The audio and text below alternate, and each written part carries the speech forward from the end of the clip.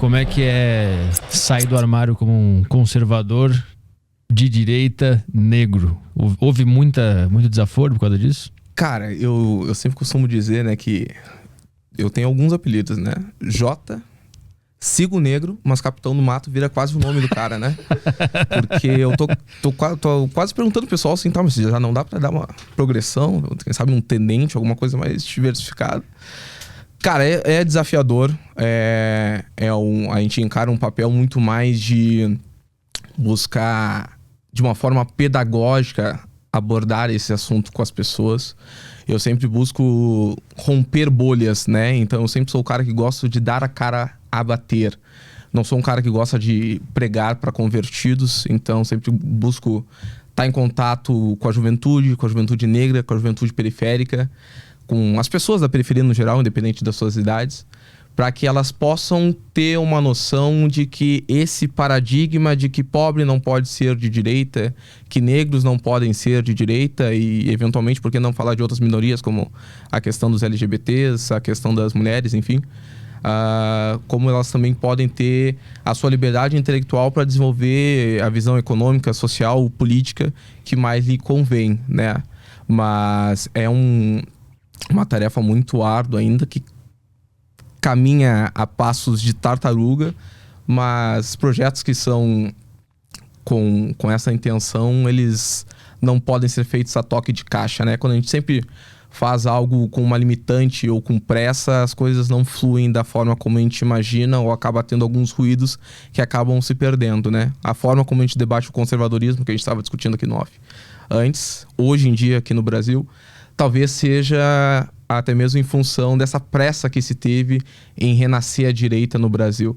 A gente por muitos anos teve medo de falar que era de direita no Brasil, medo de, não somente na questão eleitoral, mas muitas vezes num papo de boteco, de chegar e dizer eu sou de direita, né? E quando aconteceu os últimos anos do período ali da crise, desde 2013, criou-se um ambiente político que as pessoas se sentiram mais à vontade em buscar um projeto político, um projeto ideológico que visasse enfrentar aquilo que estava sendo colocado há 13 anos no poder, né? E quando isso aconteceu, eu acho que as pessoas até ficaram meio desesperadas. Meu Deus, eu preciso me encaixar em algum grupo. O que aparece aí? Então eu sou conservador, sou de direita. O que é isso? Foda-se, não sei. Mas as pessoas entraram com essa pressa e isso acabou trazendo alguns frutos bem negativos pro espectro da direita, né? Quais, por exemplo? Jair Messias Bolsonaro, por exemplo. A ascensão meteórica de alguém que até então era um deputado de atuação medíocre. Quando eu falo medíocre, é realmente nada demais no sentido, né? Um cara que não tinha uma presença forte dentro do parlamento, um deputado que muitas vezes ficava conhecido por, em alguns programas de televisão, sendo tratado como chacota. Então, essa ascensão meteórica do Bolsonaro, e o Bolsonaro foi um cara que eu vejo que ele foi montado para estar no local que ele está. O Bolsonaro, por exemplo, diversas vezes falava sobre a questão do aborto, elogiava ditaduras de extrema esquerda mundo afora, né? Tinha diversas questões familiares totalmente questionáveis ao longo de toda a sua vida.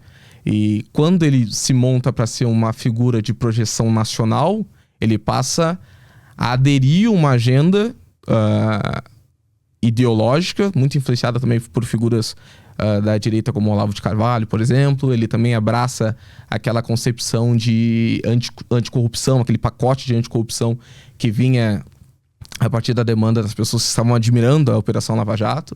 Então ele junta esses dois espectros e meio que faz um ornitorrinco para se preparar para o período eleitoral. Então, por que eu penso, né? Por que a gente não optou por um conservador, por alguém que já tinha uma trajetória na direita há algum tempo, né? Ou nem necessariamente precisasse ser alguém que se declarasse como um conservador em si, mas alguém que já tinha assumido uma bodega, já tinha, de certa forma, gerenciado um mercadinho de esquina, qualquer coisa.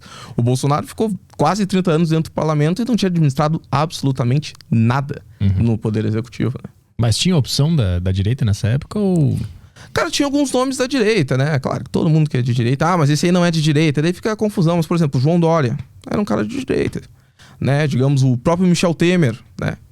Era um cara relativamente um cara de direita.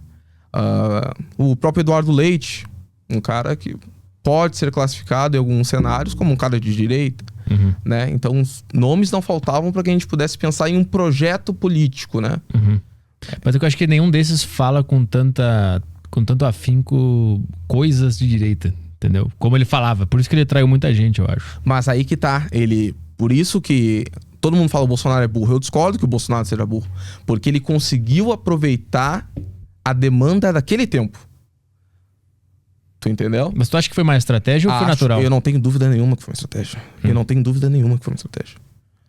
É só tu procurar aquilo que condiz com o Bolsonaro, candidato à presidência da República, com a atuação legislativa do Bolsonaro nos últimos anos. Não tem nada a ver. Nada a ver. Então, tirando aquela palhaçada lá dele ter um discurso do episódio com a Maria do Rosário, um discurso muito ligado ao pessoal da segurança pública, né? Por exemplo, o Bolsonaro falando em privatização. O Bolsonaro votou contra toda a agenda liberal durante toda a sua atuação, né? E do nada ele... eu quero o Paulo Guedes como ministro da Economia. Né? Então ele foi alguém que... Aí está o mérito do Bolsonaro. Em olhar qual era a demanda do seu tempo, conseguir interpretar esse sentimento da população e a partir daí ele... Vou tirar esse fone. Ele realmente tem aquele problema que a gente tá conversando. Ele é racista mesmo. Ele é racista. Ele não... E o meu penteado, eu não vou estragar de forma alguma. Mas então tu acha que a pressa da direita em achar um representante gerou o Bolsonaro e agora você acha que a gente tá num período da história do Brasil que a direita tem que se reconstruir, baixar a cabeça e começar do zero? Nós temos 4 anos para trabalhar em função disso, né? Dizer que agora... por exemplo, o que eu via muitas pessoas falando, não tem que se abraçar o Bolsonaro nesse período porque é Bolsonaro ou Lula, tá bem. Só que agora nós temos... O Lula já é presidente, o Lula venceu o Bolsonaro perdeu para um cara que era moralmente condenável, para um projeto político que havia sido tirado há poucos anos do poder, da forma como foi tirado, né? E de certa forma eu acho que o Bolsonaro ele tem que ser visto pela população, principalmente pelos simpatizantes da direita, como alguém que devolveu o Brasil ao PT. E eu acho que se as pessoas mais à direita tiverem na ideia insistirem na ideia de que as eleições foram fraudadas, que as urnas não funcionam, que foi uma articulação terraplanista, né? Eu acho que a direita vai perder novamente as eleições. Então nós temos 4 anos para discutir essa alternativa, né? Bom, se você acha que o Bolsonaro é a melhor alternativa, então vamos sentar, vamos discutir. Se você acha que é o Zema, vamos sentar, vamos discutir o Tarcísio, o Danilo Gentili. Vamos todos da direita sentar e discutir quem é que melhor representa essas ideias.